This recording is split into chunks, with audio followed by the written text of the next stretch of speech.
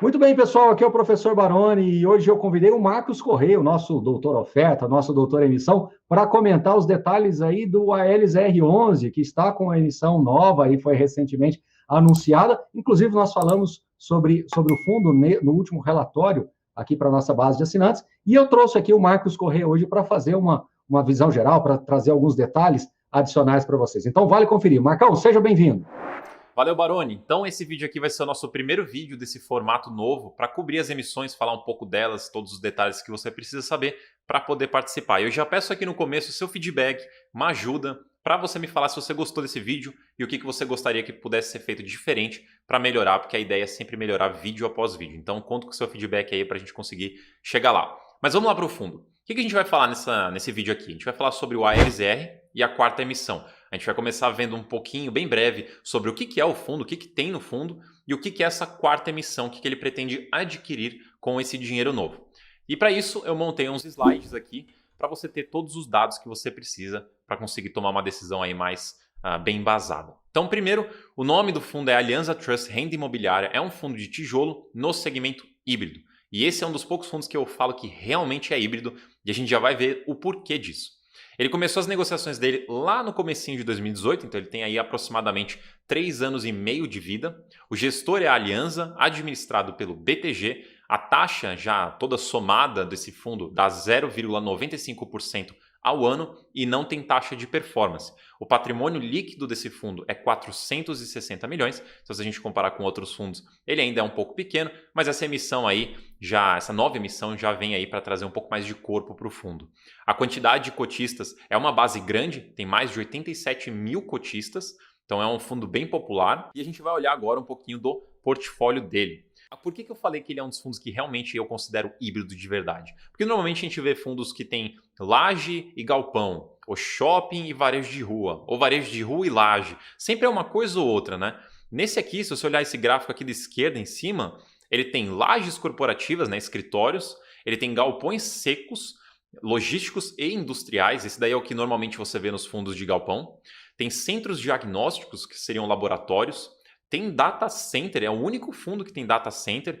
E esse asterisco aqui, ele menciona que, na verdade, o investimento em data center está sendo feito indiretamente através de outro fundo imobiliário. Então, assim, eu falei que é o único fundo imobiliário que investe em data center, mas tecnicamente não é o ALSR, é um outro fundo, mas ele é gerido pela própria Alianza e o ALSR usa esse outro fundo para ter exposição nesse setor. Então, o investimento em data center do ALSR é através das cotas de um outro fundo também da gestora que faz esse investimento apenas nesse setor. Então, mas você consegue falar que o ALSR está investindo lá. É apenas indiretamente. E aqui também tem varejo Big Box, que seriam tipo, aquelas lojas como supermercados, mas no caso aqui é uma loja grande da Decathlon, que tem aquele terreno enorme, é uma loja enorme que segue um formato tipo um galpão. E tem também galpões refrigerados. Então você vê que normalmente, que eu falei, né, os fundos híbridos que a gente vê por aí tem 2 tipos de imóveis, aqui tem 6. Então, ou se você ainda separar logístico e industrial, teria 7, então. Você vê que é um fundo realmente híbrido. E olhando aqui na direita, a gente tem vários inquilinos. Ele é bem diversificado, é também inquilino. Óbvio que tem a Clarion com 26%, então esse aqui é o maior inquilino deles, mas são vários os inquilinos. Alguns até que talvez você já conheça porque são famosos, por exemplo, a Sky, Globo, BRF. Os aluguéis aqui por localização, você vê que eles estão mais concentrados em São Paulo como um todo, né? Praticamente aí 2/3 do portfólio, mas eles também têm uma parcela relevante no Rio de Janeiro. E a ocupação do fundo, o fundo está totalmente ocupado, zero vacância e tudo com contrato atípico, que é aquele contrato mais longo, normalmente com multas mais longas também. E esse daqui é um slide aí com todos os imóveis do fundo, não inclui os imóveis que ele pretende adquirir ainda, tá? Então isso daí a gente vai mostrar mais para frente. Mas você vê que é bem diversificado. Você vê aqui em cima são praticamente os galpões, né? Na verdade esse aqui é o escritório, então são os galpões aqui, mais um galpão. Ele tem vários escritórios, você pode olhar aqui embaixo um escritório, laboratório, escritório. Esse aqui também, apesar de ter uma cara de escritório, ele é laboratório também. Na verdade acho que é um escritório na frente e laboratório atrás. Esse imóvel aqui tem 2 partes, na verdade. Aqui embaixo a gente tem essa parte aqui. Eu quero mencionar isso aqui. Ó. Esse imóvel aqui é um de antenas.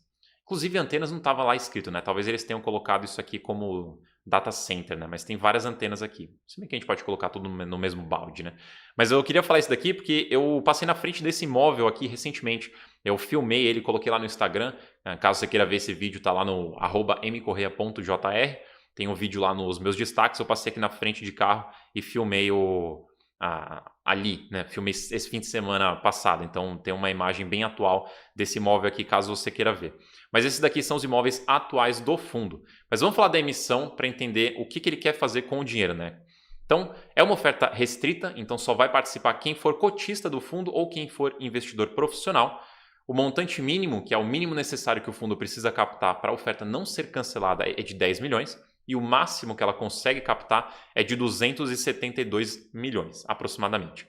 O objetivo de captação são 220, quase 7 milhões. Então, esse é o objetivo. A emissão tem como objetivo inicial, principal, esse valor, mas se tiver uma demanda superior a esse valor, eles podem acionar o lote adicional, que é de 45,3 milhões de reais.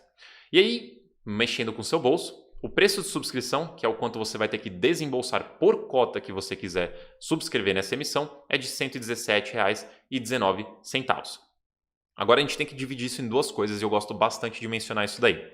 O preço de subscrição é o valor que você paga, tá? Não é necessariamente o valor que entra no fundo, porque a gente quebra isso em duas coisas. Primeiro é o preço de emissão. O preço de emissão é R$ 113,42.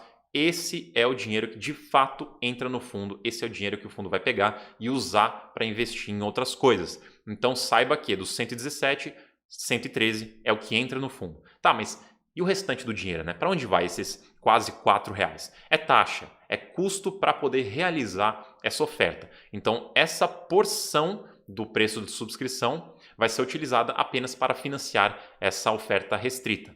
E isso daí dá 3,32% aí do preço de emissão. É interessante a gente acompanhar isso para sempre ter uma média de como é que estão indo os preços das emissões.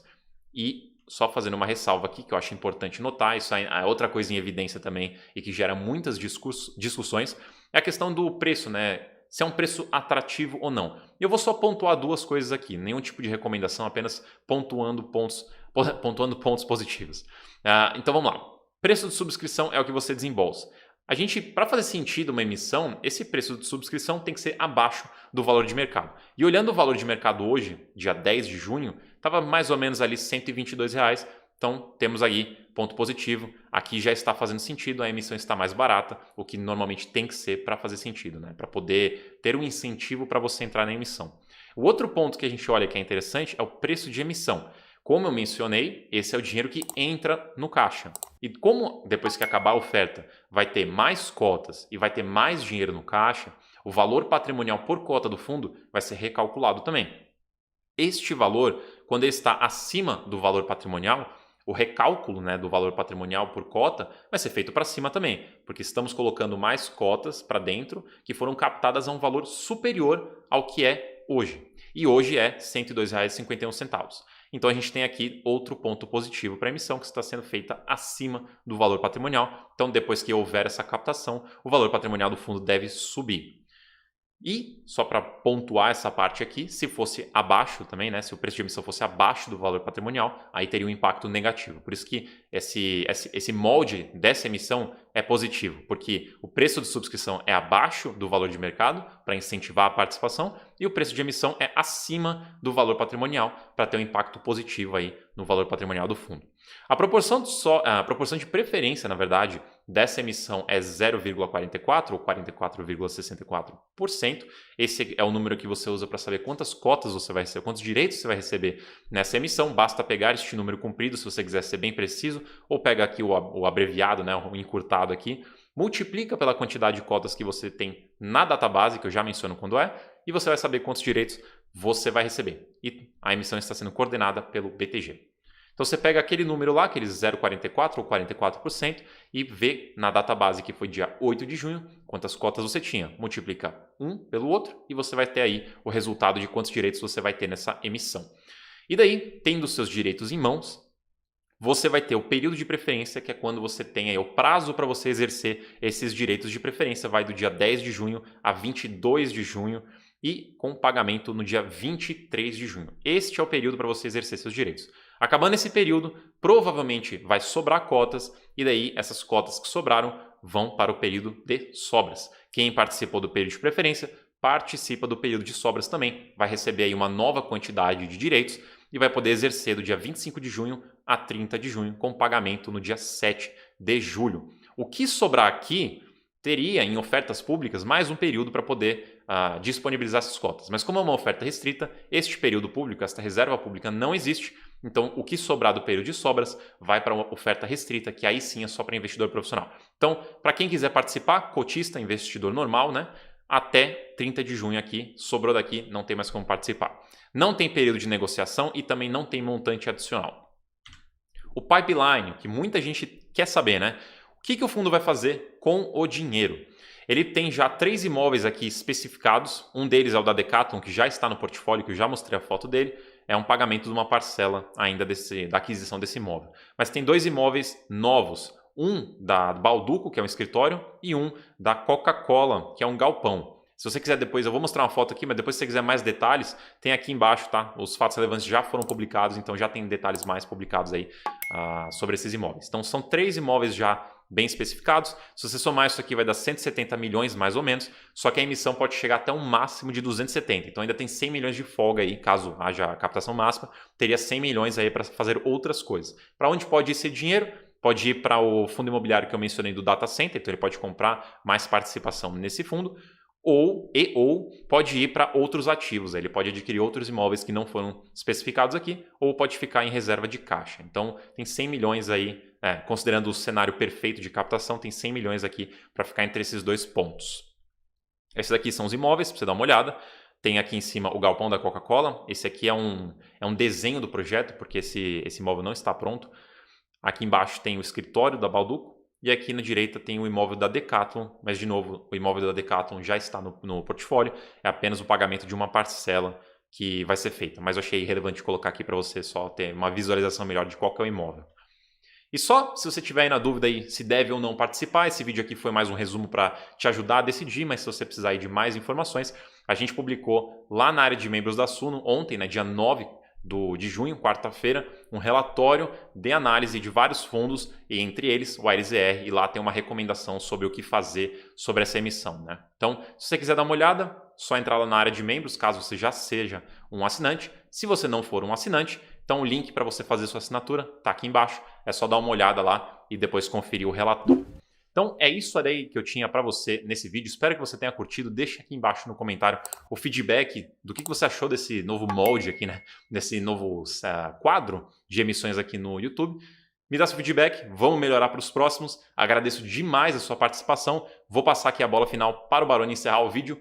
Tamo junto e obrigado aí pela sua participação. Muito bem, que aula. Obrigado, Marcão. Muito obrigado mesmo. Acho que você conseguiu cumprir aí todos os detalhes dessa nova emissão do ALSR11. Lembrando, mais uma vez, que vocês podem conferir também no relatório aí para a base de assinantes que está disponível para todos vocês. Valeu, Marcão, e até a próxima. Te aguardo, hein?